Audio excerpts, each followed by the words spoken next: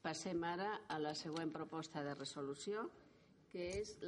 sobre el dimensionament i la previsió de la despesa del personal al servei de l'Administració de la Generalitat, presentada pel grup parlamentari de Convergència i Unió. Té la paraula la diputada senyora Pilar Pifarré.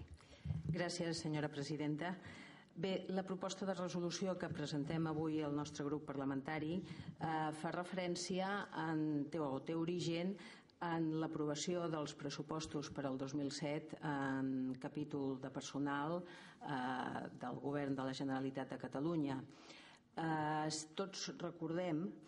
que el conseller d'Economia i Finances va fer una referència amb que el gran creixement de personal de l'Administració de la Generalitat precisament era per atendre noves demandes de la societat catalana i donar resposta a les noves necessitats. I ell parlava sobretot de l'increment de les 3 M's, és a dir,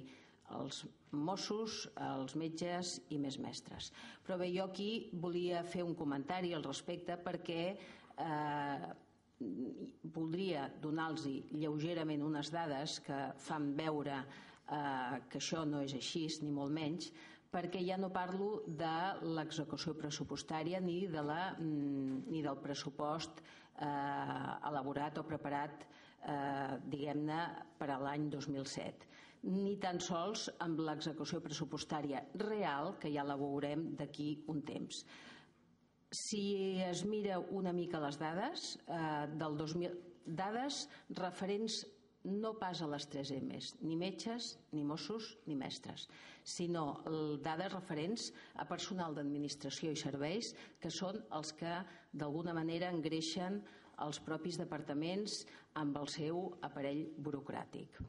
A l'any 2006 hi havia 26.769 persones. A l'any 2007, i parlo d'efectius reals, no pas de pressupost, a l'any 2007 n'hi havia 28.852, és a dir, hi havia un increment de 2.083 persones, que representa un 8% en relació a tot l'aparell burocràtic dels propis departaments i organismes autònoms adscrits. A l'any 2008, que no podem parlar, òbviament, d'efectius reals, sinó que hem de parlar ja de pressupost, amb aquest mateix col·lectiu, és a dir, no col·lectiu de les 3 M's, ni col·lectius finalistes, s'incrementen en el pressupost amb 640 dotacions, que vol dir un 2,2%. Ja veurem després, quan es valori l'execució del pressupost, això al final amb què quedarà. I una última dada en quant a les empreses públiques, entitats de dret públic i societats mercantils, que entre l'any 2007 i el pressupost del 2008, si l'any 2007 hi havia 26.219 persones, aquest any 2008 estan pressupostades 30.597 persones, és a dir, un increment de 4.378 persones, que representa un 17%. És evident que no hi ha hagut més competències per engreixar totes aquestes, diguem-ne, tot aquest servei que presta als propis departaments i organismes autònoms en quant a la part més burocràtica de l'administració, que a més, tot i que algú pugui dir que hi ha més persones, hi ha més ciutadans, no és cert que hi hagi,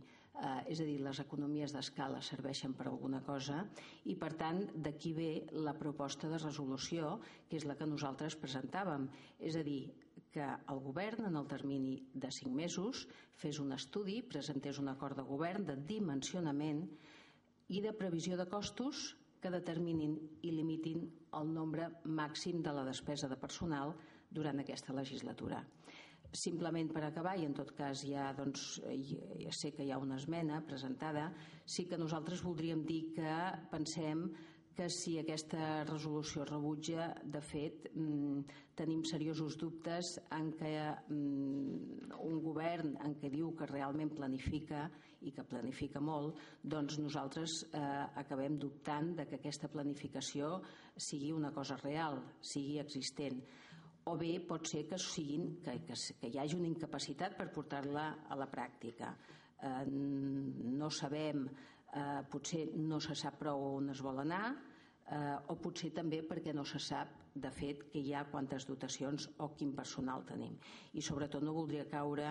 en allò que un acaba pensant que és que no pot ser per mala fe, és a dir, per anar col·locant persones. Gràcies, presidenta. Moltes gràcies.